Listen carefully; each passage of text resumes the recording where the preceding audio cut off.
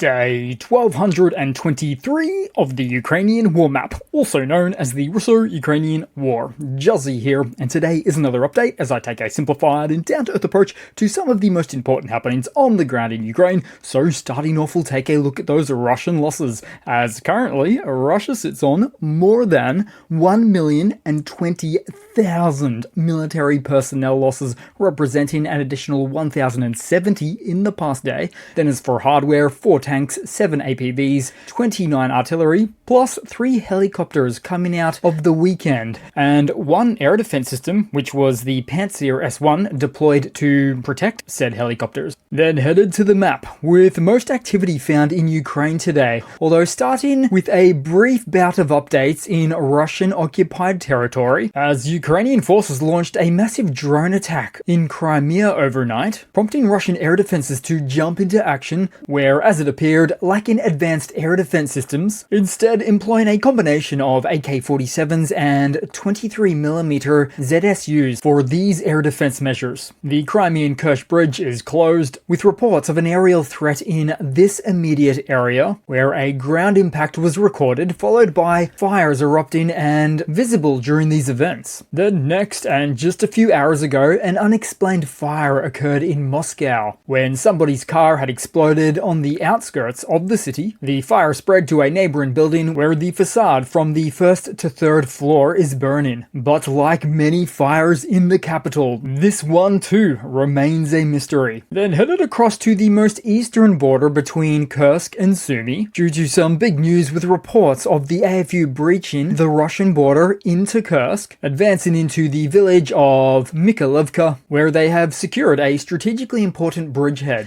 It's an incursion point that's geographically well protected by Ukrainian control points inside of Ukrainian territory, and while difficult to count on this incursion point having some legs to it, it's the mighty Kremlin ego that will continue to see this from an aggravated defensive posture, where the country they're invading is somewhat embarrassingly invading them right back. So it's decision time for the Russian MOD all over again. Do they A, bolster their main front to the west, or B, funnel resources through to Tyotkino, also a developing area of concern, and where we've just seen more instances of Ukrainian MiG-29s firing JDAMs on Russian bases, or C, provide more troops to this new southeastern pocket. So overall, whether it's halted offensives into Sumy or new fronts to contend with in Kursk, you have to imagine that it's a real nuisance or headache for the Russian Ministry of Defense to navigate. And then as part of this wider sector, renewed reports suggest that Russia has amassed 50,000 troops beyond the border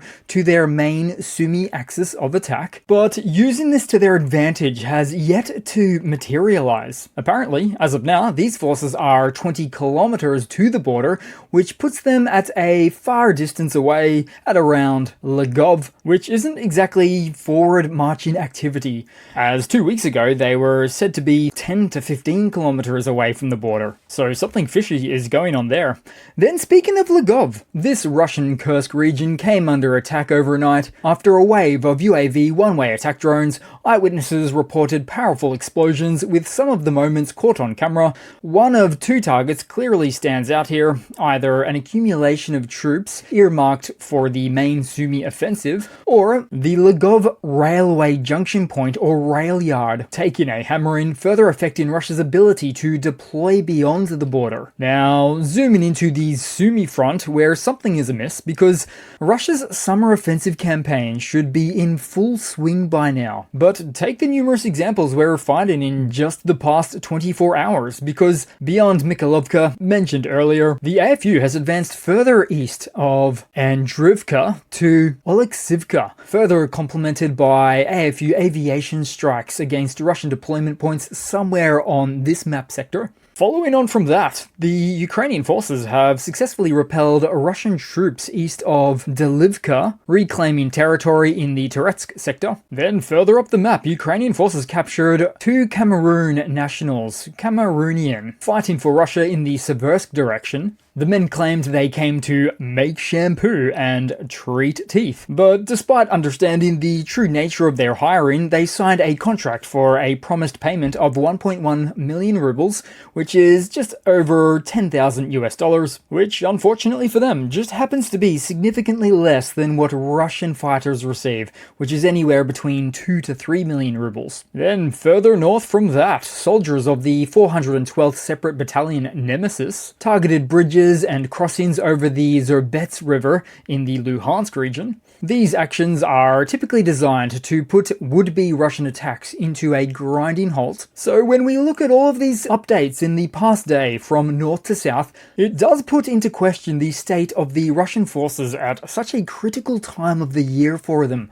A number of commentators have suggested that Russia's summer campaign is fizzling out, though that might be best met with a healthy dose of skepticism. But in the least, up to July, practically speaking, Russian summer advances have failed to meet expectations across the board. Then headed right into Donetsk city, where earlier this morning several Russian helicopters were recorded flying as little as 42 kilometers or 26 miles from the front lines, maintaining a low altitude so as to not get sprung by long-range air defense batteries. But also notice the buildings here. Look at how not destroyed the city is. No rubbled, half-intact buildings in ruins to be seen. Now just imagine if this was Ukrainian-held or liberated land, because being so close to the contact point for so long now, in fact for a while there it was just 10 to 15 kilometers from the front, which only speaks to the indiscriminate nature of artillery firing tactics the Russian army has enacted for so long on cities and towns not under their control. Then taking a look around the map, with front sector drone munitions taking a surprise twist on the southern front in this case, as Ukrainian forces have now shown use of their heavy drones dropping 122mm and 155mm shells directly onto Russian guns and shelters. This isn't just creative, it's deadly efficient. So it begs the question, is this a win for drones or a win for artillery? The footage shows Baba Yaga type drones delivering these shells with pinpoint accuracy, taking out Russian artillery and accumulation points.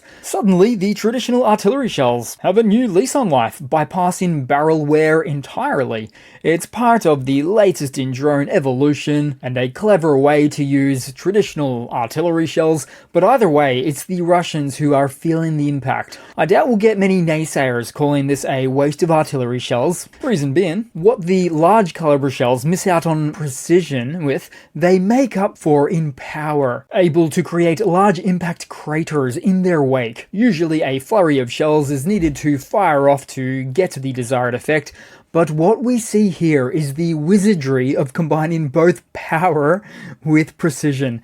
The fuse is pre-armed before the shell is mounted under the drone, so the kaboom factor is such that, upon hitting a hard surface, the impact charge filling detonates, creating a lethal blast and shrapnel effect. Now, the AFU had previously innovated on drone munitions with the TM62 landmine drops, which has been very effective against heavy armor. It's great for breaching, on impact, but there's a sharp fall-off in effectiveness as it becomes wasted on anything other than heavy armor or other isolated high-value targets. But the 155mm shell, for instance, used in this capacity, is a lot more versatile against a much wider range of targets, from infantry, fortifications and bunkers, or light and non-armored vehicles, due to the added shrapnel spread component. But perhaps most importantly is that it's very difficult for Russia to copy this setup, because apart from lacking on-the-ground technical specialization needed for deployment, which Russia is not so great at, your standard large caliber 152 or 155mm artillery shells weigh roughly 45 kilos or about 100 pounds. This is important to note because the Russian army has significant issues with acquiring and using heavy lift drone technology in the field, with a lack of prevalence noted in their drop-in of the much lighter weight TM62 landmines, which, by comparison, they're only 10 kilos or 22 pounds, so the weight difference is already night and day. As such, Russia, more or less, can forget about the artillery shell option dropped from the skies for the foreseeable future. Also on the map, seen here is a great example of a Russian Shahed drone veering off course and flying in circles after losing signal due to Ukrainian electronic warfare jamming techniques. It just doesn't know where to go. Also seen on the map, more Russian POWs for the exchange fund, found somewhere unspecified at the front. Next up, we saw usage of a new autonomous ground vehicle operated by the AFU with SPG-9 recoilless rifles or similar, acting as small mobile cannons for direct fire. Then back to the skies, where Ukrainian FPV drones equipped with pneumatic net launchers developed by local manufacturer Kutushka Systems were showcased hunting down Russian FPV drones. It's a drone neutralizing drone engagement, putting on display the impressive use case of horizontal firing nets. Although it's the previously seen double-barrel shotguns that really capture the imagination, firing off from a quadcopter. Then headed across to a quick news bite with Turkish President Erdogan most recently criticizing the Russian S-400 air defense system, stating that they cannot provide reliable protection, essentially. We might say this is bad advertising for Russia's military export industry, but they can't even make good on their S-400 commitments to Iran or India, with those parties still waiting to get their orders fulfilled ever since the commencement of the SMO. And now Iran is said to be ditching the Russian deal for Su-35 jets, with Beijing stepping in where Moscow failed, as the Middle Eastern country looks to be eyeing off the Chinese Chengdu J-10C fighter jets. Not great jets, 4th generation, with subpar engines, lags in avionics and sensors compared to Western jets, and unable to face off against stealth fighters. But the wider point here is that Russia used to play a crucial role as the go-to supplier for high-end, quote-unquote, military hardware, especially for non-democratic nations wanting to hedge against Western powers. But with Russia now putting themselves out of the game, the old multipolar market is shifting. Some countries have already switched to Western platforms and therefore under the Western sphere of influence, while others turn to China. But Chinese gear brings its own set of political strings and uncertainties, and mechanical uncertainties. So the overall effect is that Russia, once able to spread its influence far and wide by arming anyone outside of the Western camp, is no longer a major global player on this front. It's the ending of an era, changing the balance of alliances for decades to come. Even if Russia managed to somehow revive its military export industry, the war in Ukraine has already exposed the shortcomings and risks of relying on Russian hardware. So that has to be it for today, guys. Thanks again for watching. Please continue to comment, like, subscribe, all of those very wonderful things. Can't thank you enough, and I do hope to see all of you guys there in the next one. Cheers!